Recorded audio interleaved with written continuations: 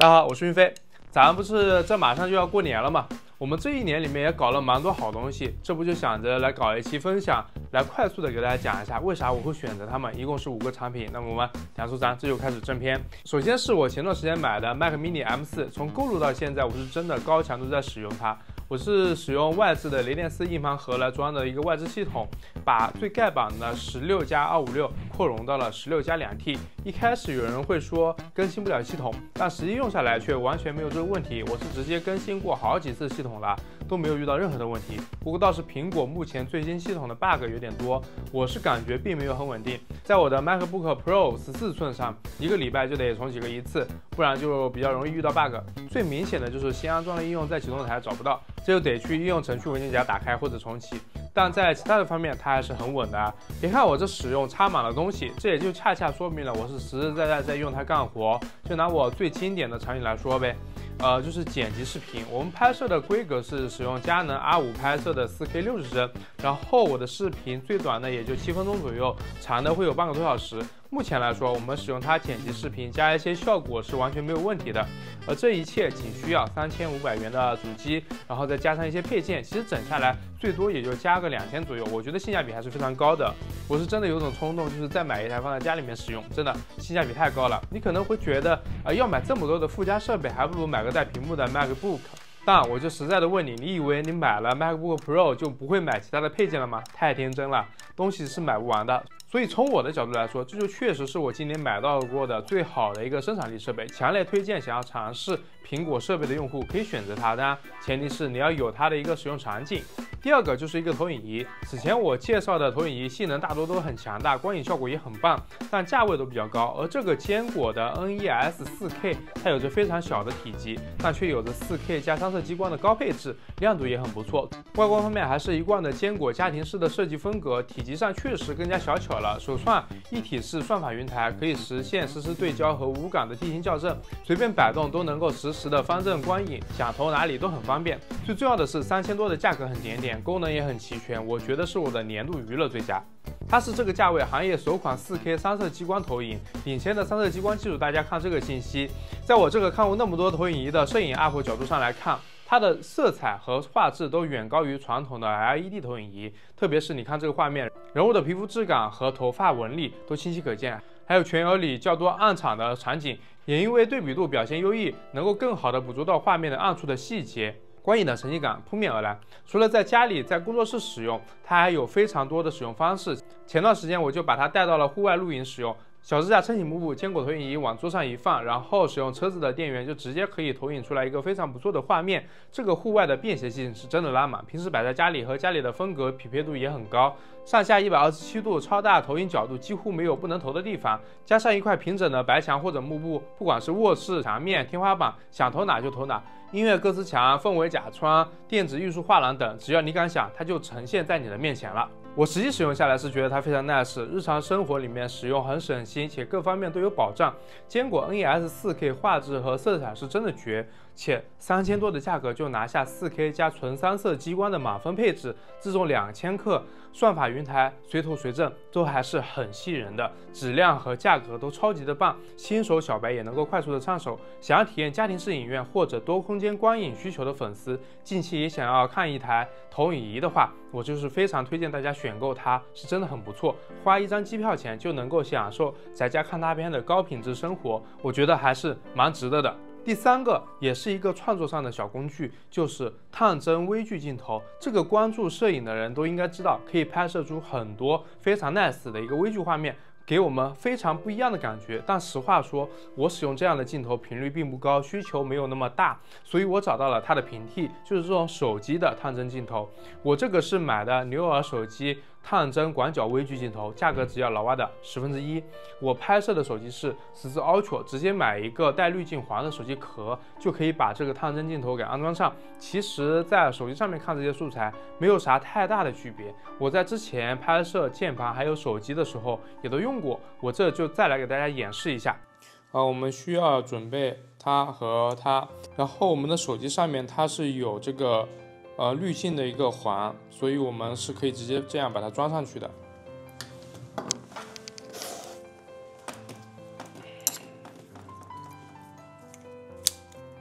然后把它拆卸下来，然后安装到我们的这个主摄像头这一块。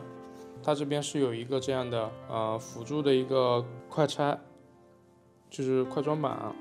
然后我们把它转到我们需要的一个角度。然后一般的话，我们至少要有一个这个电动的滑轨，这样才能够拍摄出那种稍微顺滑一点的这个画面啊。那比如说，我们就拍摄我们前面讲到的这个投影仪，然后切换到我们的这个摄像头。然后它这个是很吃光的，所以我们需要把这个 ISO 给提高。比如说现在就提到了6400，是一个差不多的一个画面啊。然后大家可以看到这个角度是非常的有意思的，就相比于之前来说。然后它这边它是有一个对焦的环，我们可以用它来辅助我们的这个镜头里面的这个画面啊，因为装上去它是有一定的这个对焦限制的。就比如说我们现在到这里，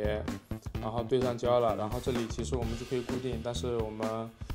首先是如果是14 Ultra 的话，我们可以把这个光圈开到最小的 F4，然后我们调好之后，比如说我们就拍摄一个简单的这个平移的镜头吧，然后我们对好焦，然后可以使用这个电动滑轨，我们这里选择开出开始，打一个点，就比如说是这样子的，再打个点，确认一下，回到起点，然后咱们这就可以开始录制，然后这边点击开始，然后就可以得到一个还算可以的一个画面。我这里抖是因为我这个电控滑轨垃圾啊。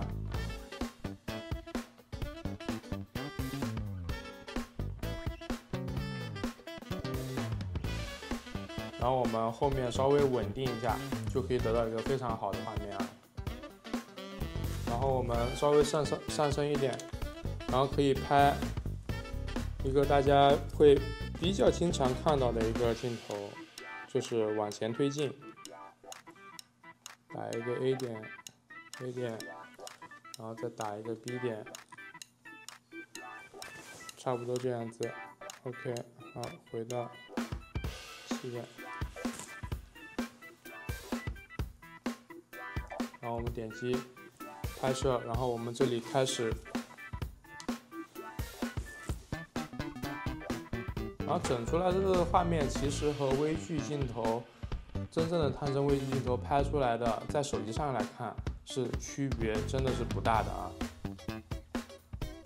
这个效果是真的非常不错，虽然你放大来看不可避免会有一些噪点，但这个性价比是非常高的，且相较于入门的门槛来说会更低。我是觉得想要买探针微距镜头的小伙伴可以试试这个，但也不是买了它就万事大吉，你还得配一个还不错的电动滑轨，最少也需要有一个滑轨，不然你连稳定的画面都拍摄不出来，这是需要注意的一个点。而第4个就是大男孩的大玩具啊，就是拓足的 3D 打印机。我买的是 A Mini， 它的价格在国补的时候可以干到不到1000，我是买的官方的啊，作为我给自己的一个新年礼物。之前我也简单玩过光固化的打印机，再来玩拓足的这个，是真的感觉到 3D 打印的门槛又大大的降低了，就非常简单就可以实现一些非常不错的一个想法。特别是一开始新手直接就可以在拓足的社群里面找到很多好玩的东西，或者是一些别人已经设计好的3D 文件，直接无脑打印等待就行了。我在刚买的那段时间，直到现在，就几乎是每天打印一个文件，一回家就可以直接看到想要的东西。其实这种感觉还是蛮美好的。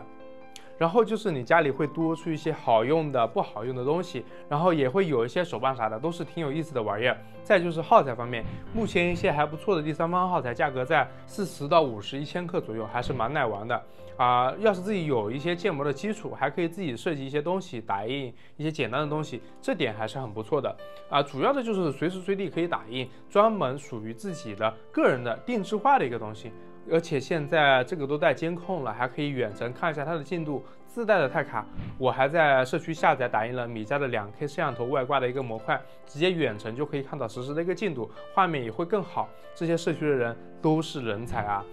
如果你和我一样都喜欢自己折腾一些东西的话，那么作为一个大玩具，我们是可以使用它创造一些东西。这就是我觉得它吸引我的一个点。虽然我现在没有完全靠自己设计一些小玩意儿，但是迟早会有那么一天的，到时候和你们一起来分享一下。最后就是小米15，它其实没有那么完全到达我想要的那个状态，但是目前来说，除了影像方面我们可能稍微多了一些锐化之外，其他方面我是觉得这是我近些年来买到的没啥短板的一款机子。这方面我有详细的长期体验分享，你们要是感兴趣的话，也可以去看看。在这我还是简单的、快速的分享一下，现在它哪些地方吸引我，并且仍然让我觉得很满意的。首先就是摄影的小旗舰，它就是上面我提到的14 Ultra 的一个 mini 版本。拍照方面不算太逊色，很多时候都可以拍摄到很赞的一个照片，专业模式也很强大。然后就是拍摄视频方面了，它有着 4K 杜比世界切换镜头的功能，这是我之前不敢想的，这就真的很棒，且我目前也会经常的用到。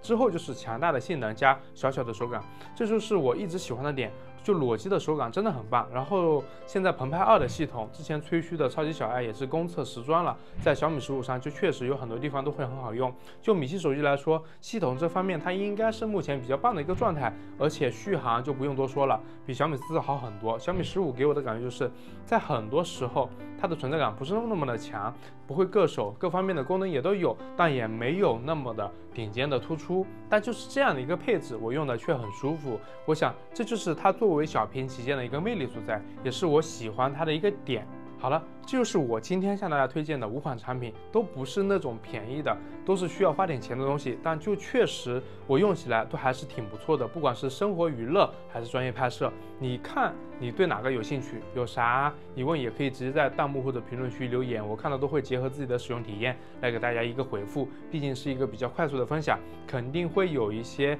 地方是一带而过的，希望可以帮助到你。买了他们的用户也记得回来说说你们的看法吧。如果有什么想要我测的产品，也欢迎评论。我是云飞，那么记得点赞收藏。那么下期视频再见。